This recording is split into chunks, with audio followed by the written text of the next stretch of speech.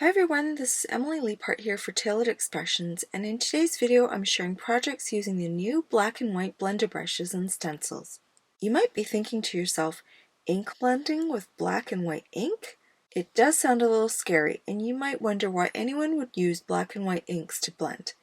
To be honest, I was a little intimidated at first, even though I've always wanted a white brush for white pigment ink, and I really enjoyed experimenting with black and dark gray inks for this video, so I'm super excited to share these 3 cards with you. Let's take a look at the new products I'll be using in this video. The first one is the Delightful Daisy Stencil. I love the random mix of the daisies in 3 sizes.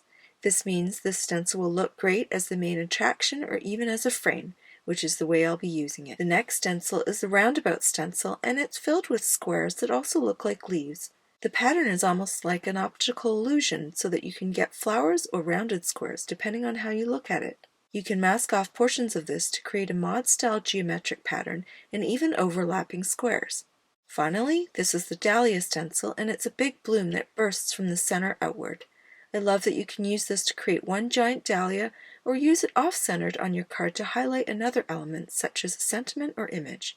This Dahlia stencil could also be used as sun rays or even fireworks. Here are the new black and white blender brushes. They come together in a cute little box like salt and pepper shakers. They're sized and shaped exactly like the original blender brush set and the pastel blender brushes. If you already have the original blender brush set, then these 2 new brushes will complete your neutrals. It's definitely nice to have a white brush and a black brush to fill in the neutral range. Even better, you can add these new brushes to the tool tray that holds the pastel brushes. They all fit perfectly in the tool tray and look so beautiful together. I love seeing all these pretty brushes on my desk.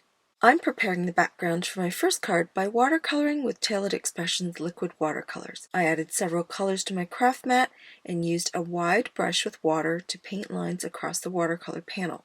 I started with Jelly Donut and Plum Punch, alternating between the 2, as well as using my heat tool to dry each layer.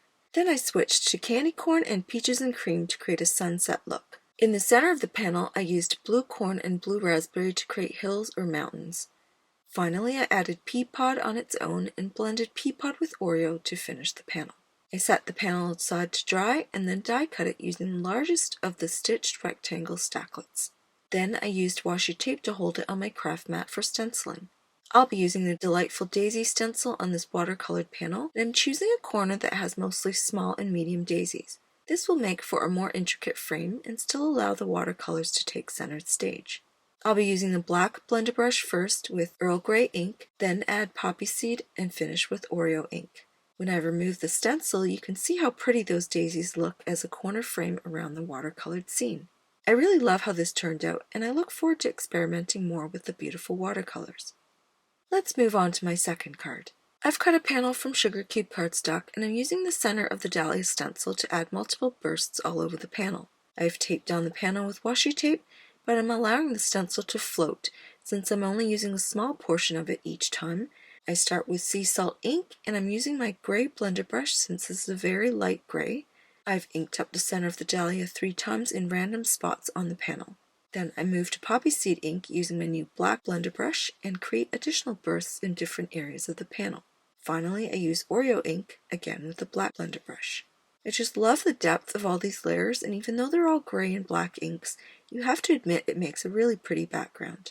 For my third card, I've cut a panel from Watercolor Cardstock, and I'm using the white blender brush with Sugar Cube pigment ink. Here I'm using the Roundabout stencil, and I'm only adding Sugar Cube ink on the top half of the panel, fading it as it reaches the center of the panel. Then I add sparkle embossing powder from my stash and set it with my heat tool. It's really incredible how clean the edges of the shapes are, even with the pigment ink and embossing powder. See? Black and white cards aren't so scary. Now it's time to assemble my cards. For my first card, I've cut a Sugar Cube card base and an Oreo mat for the die-cut card panel. I've also cut the letters for the word Hey using the Cap It Off alpha dies and silver glitter cardstock.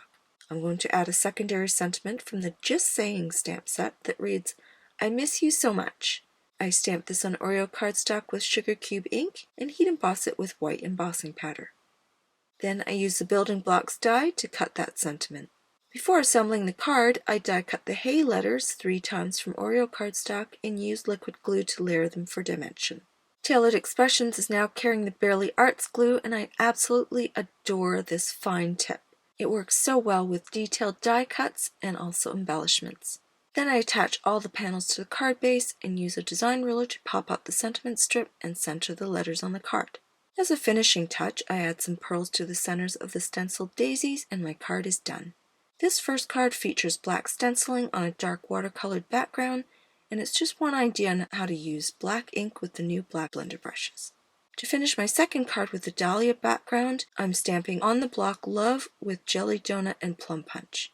To create the ombre effect of these two shades of purple, I use a sponge dauber at the transition line to blur the two colors together. I stamp this twice to get a nice solid inking.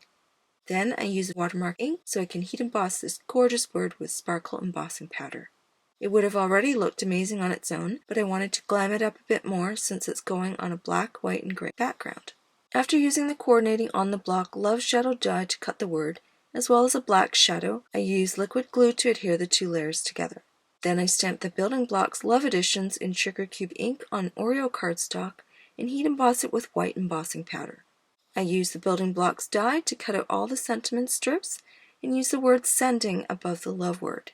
I trim the Dahlia panel down to 4 inches by 5.5 inches and pop it onto a plum punch card base. Then I pop up the elements with foam tape and this card is done. For my final card, I'm using 3 butterflies from the Social Butterflies Cling and Clear combo. I stamp the outlines with poppy seed ink on sugar cube cardstock. Then I use the clear stamps to create an ombre effect with Granny Smith and blue raspberry inks. Again, I use a sponge dauber to blur the transition lines between the two colors, and I stamp it 2 or 3 times to create the perfect ombre effect. I tend to forget to remove the foam mat and put it back into my Misty stamping tool when working with these Cling and Clear combos, but it certainly keeps me on my toes. I had originally stamped the 3 butterflies in 3 different colors, but I decided I didn't like them, so I wanted to keep them all the same color, which is why you see the other 2 butterflies restamped on a different panel. After the butterflies are die cut with their coordinating dies, I take the trimmed Roundabout panel and use the sketched line stamp from the Social Butterflies stamp set to create tall grass at the bottom of the panel. Again, I stamp this in sugar cube ink and heat emboss it with sparkle embossing powder. I have to do this in 2 steps since the stamp only covers half the width of the panel.